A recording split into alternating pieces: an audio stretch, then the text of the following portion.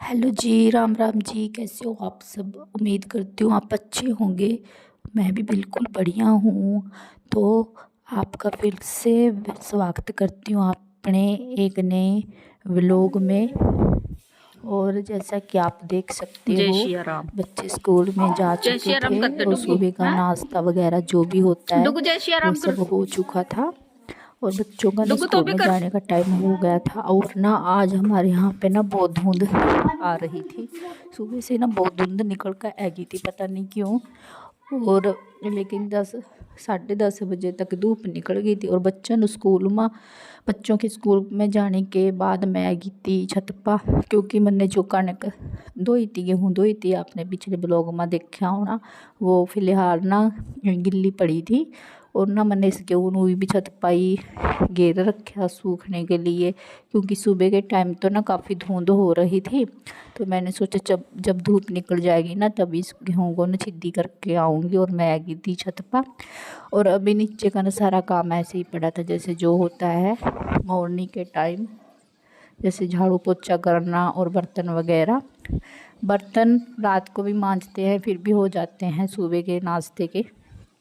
तो बस अभी मैंने ना इसको छिद्दी सी कर दिया था गेहूँ को, ताकि अच्छे से सूख जाए। और ना सर्दियों में यही दिक्कत रहती है गेहूँ धोने में, क्योंकि गर्मी में तो 1-2 दिन में ही सूख जाती है।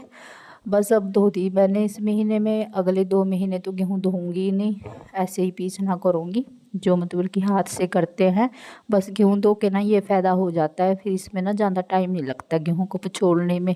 और गाइस यो ना मैं लगी थी इस पतार पर कपड़े गेरन। ये कपड़े ना मैंने ना शुक्रवार को धोए थे, और शुक्रवार को ना मैंने कोई भी व्लॉग नहीं बनाया था। ये कपड़े ना शुक्रवार को धोए थे। उस दिन भी ना मौसम हमारे यहाँ पे ऐसा ही हो रहा था, बादल बादल से हो रहे थे, जैसे ना धुंध वाला मौसम हो रहा था। तो ना ये कपड़े शुक्रवार के थे और ये ना सूखे नहीं थे।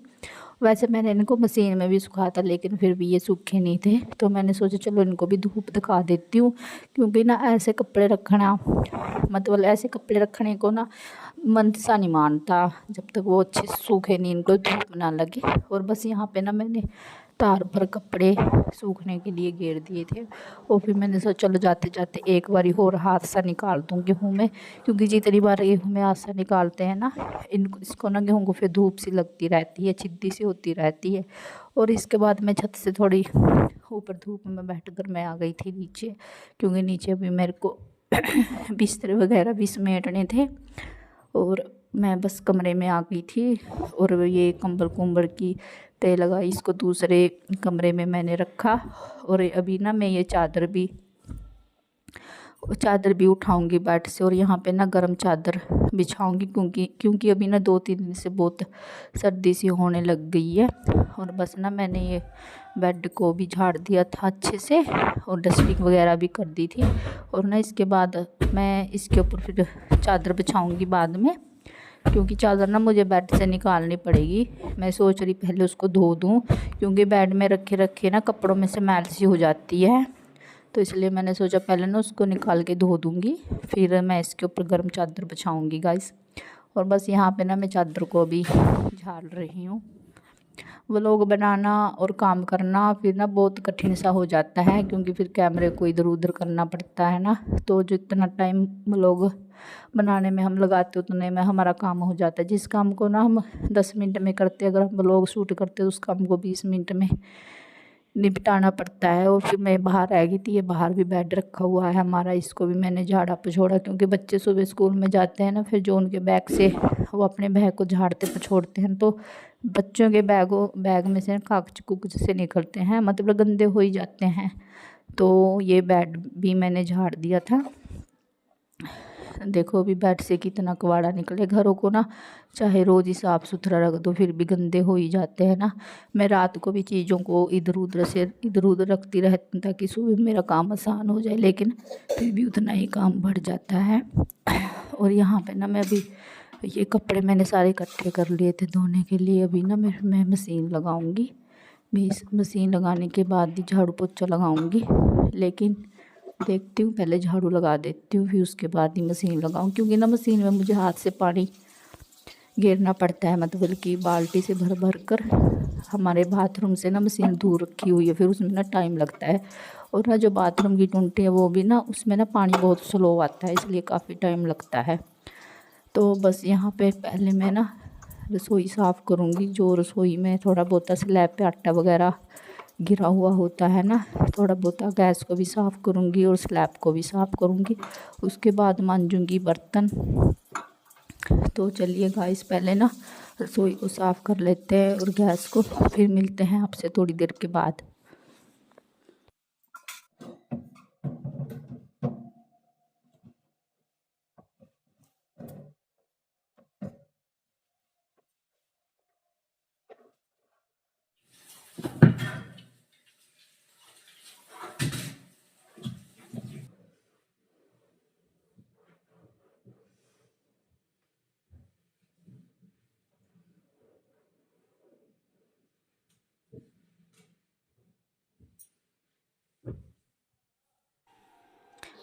तो भाई मेरी बर्तन वगैरह तो रसोई वगैरह सब साफ़ हो गए थे और मैं हैगी थी कमरा में झाड़ू पोछा लगान। तो बस मैं कमरा में मैंने दो कमरा में तो मैंने झाड़ू काट दिया था।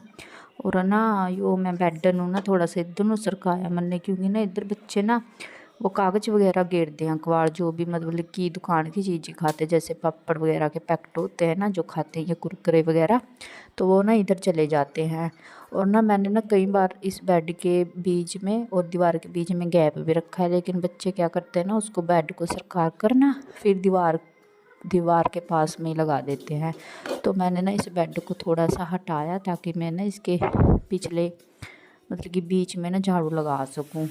और ना और ये यहाँ पे ना बच्चों ने ना कॉफ़ी बना कर पी थी, तो वो कॉफ़ी वहाँ पे थोड़ी सी गिरा दी थी, तो उसका ना वहाँ पे मतलब कि वो जम सी गई थी वहाँ पे। तो मैंने ना उसको भी साफ़ किया भी, पहले पोछा लगाने से पहले मैं उसको साफ़ कर देती हूँ, फिर बाद में पोछा लगाऊंगी, फिर से भी पोछा लगा दूँगी। तो बस यहाँ पे ना मेरा झाड़ू तो निकल चुका था दोनों कमरों में, और अब मैं लगी थी पोछा लगान। बस सर्दी में ना ये दो काम बहुत ज़्यादा मतलब कि मुश्किल से होते हैं ना, जैसे पोछा लगाना और ये कपड़े धोना।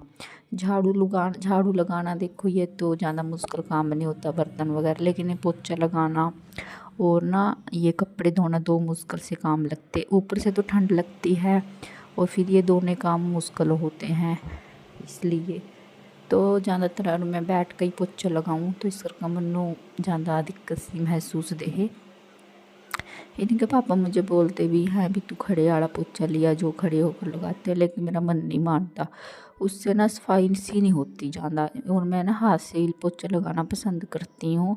और ना मतलब कि हाथ से पोछा लगाना और बैठ कर पोछा लगाने से हमारा शरीर भी फिट रहता है और हमारी एक्सरसाइज भी हो जाती है। और ना अभी मुझे एक्सरसाइज करने का टाइम नहीं लगता। पहले मैं एक्सरसाइज करती थी सुबह के टाइम और शाम के टाइम। पहले ना मेरा वेट काफ़ी बढ़ गया था और ना अब मेरा वेट बिल्कुल ठीक है। मैंने ना 2-3 महीने के अंदर मैंने अपना 3 किलो वेट घटा लिया था। अगर कोई मतलब कि अपना वज़न कम करना चाहता है तो प्लीज़ मुझे कमेंट करें, मैं फिर आपके लिए ना वो एक्सरसाइज बता दूँगी और करके भी दिखाऊँगी। और आपको ना खाने में क्या क्या लेना है तो वो भी बताऊँगी। प्लीज़ अगर आप कोई चाहता है तो कमेंट करके ज़रूर बताना, ठीक है। तो बस अभी ना मेरा यहाँ पे पोछा लग गया था। तो भाई एक बात मैं आपसे शेयर करना चाहती हूँ। हमारे आसपास मतलब किसी ने मेरे चैनल को सब्सक्राइब किया होगा तो वो बोल रहे थे भी अब तू भी यूट्यूब से पैसा छापेगी। तो जब उसने ना मुझे ये बात बोली, मतलब कोई हमारे आसपास की थी वो मतलब कि मेरी जेठानी जी लगती हैं, तो उसने मुझे तब जब ये बात बोली ना अब तू भी यूट्यूब से पैसा छापेगी, तो मुझे ना बड़ा अजीब लगा। मतलब यूट्यूब से पैसा छापेगी, भाई यूट्यूब पे ना मेहनत करनी पड़ती है, ऐसे कोई नहीं पैसा यहाँ पे छाप सकता। और जो ये बोलते हैं ना यूट्यूब पे व्लॉग बनाते भाई पहले ना खुद करके देखो, फिर पता चलता है कैसे व्लॉग बनाया जाता है, कैसे उसकी एडिटिंग की जाती है, कैसे उसमें वॉइस ओवर की जाती है। हमारा कितना टाइम बर्बाद होता है ना हमें खुद पता।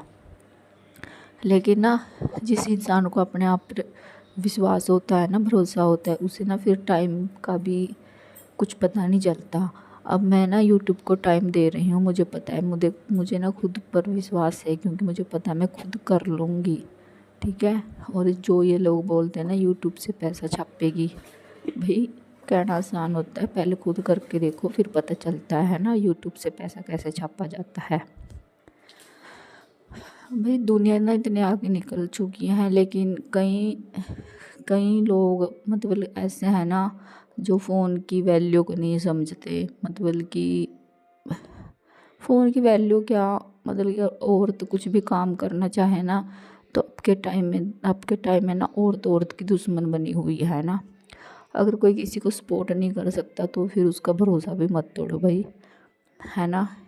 अगर किसी को मोटिवेट करना है तो उसको मोटिवेट करो, हाँ भाई कहो भी, हाँ अच्छी बात है, चलो कुछ कर रही है ना घर पर बैठे। अभी मैं अपना घर का काम भी करती हूँ, देखो व्लॉग मैं बनाती हूँ, फ़ोन मेरा है, रिचार्ज मैं करवाती हूँ, बट लोगों को क्या परेशानी है ना। दूसरों को ज़्यादा दिक्कत होती है, जो अपने होते हैं, अभी जो बाहर वाले होते हैं ना वो सपोर्ट भी करते हैं, लेकिन जो अपने होते हैं, अपने रिश्तेदार होते हैं, उनको ज़्यादा तकलीफ़ होती है ना। जब ये मेरे को व्लॉग देखेगा ना, शायद मुझे अनसब्सक्राइबर भी कर देगा, अनफॉलो भी कर देगा, लेकिन भाई मुझे किसी से कोई मतलब नहीं है, मैं तो सीधा मुंह पे बात कह देती हूँ।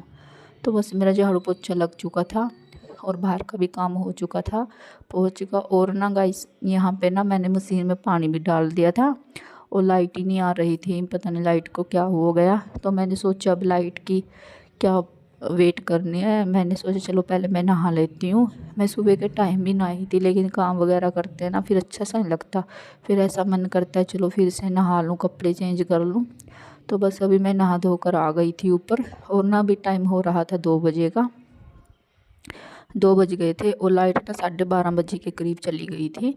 और मैंने ना मशीन में पानी भी डाल दिया था, पहले मैंने सोचा चलो कपड़ों को ना हाथ से ही धो देती हूँ, लेकिन फिर मैंने सोचा मशीन में पानी भी डाल दिया, अब लाइट आएगी तभी धो दूँगी, है ना। और ना कपड़े भी ना ज़्यादा हो रहे थे, क्योंकि सर्दी में ना कपड़े बहुत ज़्यादा हो जाते हैं, तो इतने कपड़े हाथ से धोए भी नहीं जाते। लेकिन पहले धो देती थी मैं जब हमारे घर मशीन नहीं थी, लेकिन अब आदत पड़ चुकी है। वो बोलते ना जिस चीज़ की आदत पड़ जाती है ना फिर वो छूटनी मुश्किल सी हो जाती है, इसलिए बस अब मैं ना छत पर आ गई थी, मैं नहाई थी और नीचे ना बहुत ठंड लगती है, हमारे नीचे बहुत ठंड लगती है, क्योंकि कहीं से धूप भी नहीं जाती। और बस यहाँ पे ना जो मैंने गेहूँ गे रखी थी उसमें से हाथ सा निकाला, और ये कपड़े तो आप देख सकती है तो कल के ही धोए हुए, अभी ना मशीन भरी पड़ी है कपड़ों की, लाइट की वेट कर रही थी भी कब लाइट आए और कब मैं कपड़े धोऊं नीचे जाके। तो बस अभी ना मैंने यहाँ गेहूँ में से हाथ सा निकाल रही थी, और ताकि ये जल्दी जल्दी से सूख जाए।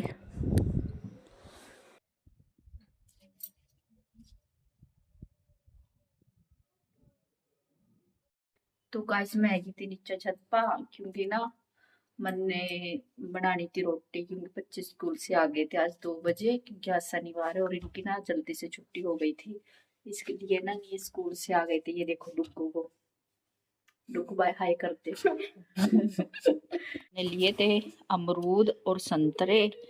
अमरूद इस वक्त हो रहे हैं 100 रुपये किलो और संतरे भी 100 रुपये किलो। तो मैंने ये दोनों चीज़ें ना 50 रुपये की ले ली थी, क्योंकि मेरी गुड़िया काफ़ी दिनों से बोल रही थी भी मन अमरूद खाने और संतरे, तो इस करके मैंने ये संतरे और अमरूद ले लिए थे। ये दोनों, ये भी 25, बस आप अंदाज़ा ला सकते हो, 25 रुपये के अमरूद थे और 25 रुपये के संतरे थे। संतरे 6 चढ़ गए थे और अमरूद 2 थे।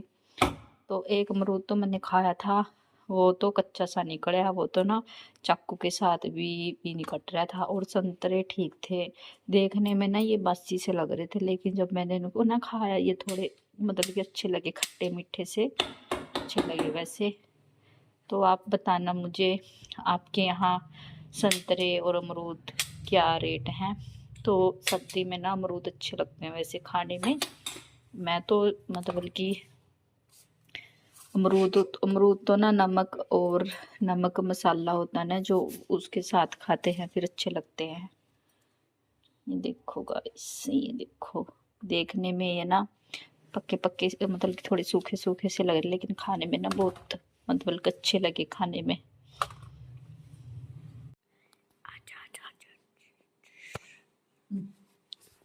खुद खा ले। तो वही बच्चे स्कूल से आ गए थे, आज इनकी ना जल्दी छुट्टी हो गई थी, ये 2 बजे स्कूल से आ गए थे। और ना मैंने लगी थी दोपहर का खाना बनाने की तैयारी करने, क्योंकि ना जो मैंने रात सब्जी बनाई थी वो बची नहीं थी। और अब मैंने सोचा चलो अब क्या ही बनाऊंगी, रात को तो कुछ बनाऊंगी खाने के में। तो मैंने सोचा चलो बच्चों को ना आज पराठा बना कर देती हूँ प्याज वाला। तो अभी ना मैं उसी की बनाने की तैयारी कर रही थी। यहाँ पे ना मैंने प्याज को ना बारीक बारीक से काट लिया था, और इसमें ना नमक मिर्च ऐड कर लिया था, थोड़ी सी हल्दी और थोड़ी सी मलाई, जो दूध के ऊपर से मलाई उतारते हैं ना, रोज़ की डेली की मलाई होती है ना, वो मैंने इसमें डाल दी थी। इससे ना हमारा परोंठा बहुत अच्छा बनता है, ये यमी यमी सा क्रिस्पी सा, जैसा पिज्ज़ा होता है ना वैसा सा मतलब कि परोंठे का टेस्ट आता है खाने में। और आप भी इसको ट्राई कर सकते हो, पराठा बहुत टेस्टी बनता है। आप लोग ना इसे ज़रूर बनाकर खाइएगा, और ना बहुत अच्छा लगता है खाने में भी। तो भी बस मैंने इसकी मट्ठी तैयार कर ली थी, और ना इसको ना मैं डबल करके बनाती हूँ। ये सिंगल भी बन जाता है, लेकिन मैं डबल करके बनाती हूँ। मेरे बच्चों को ना डबल पराठा अच्छा लगता है, और ना ये खाने में बहुत टेस्टी लगता है। तो आप भी इसे ज़रूर ट्राई कीजिए।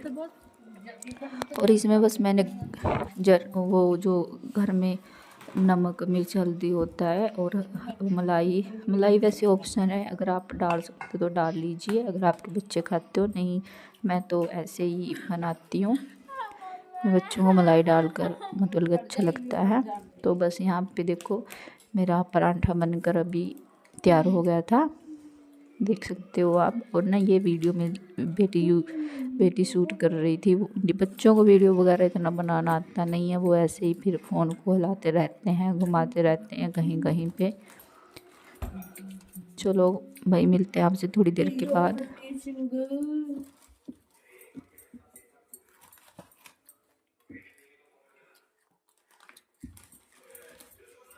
बेटो को मेरी फोटो आ रही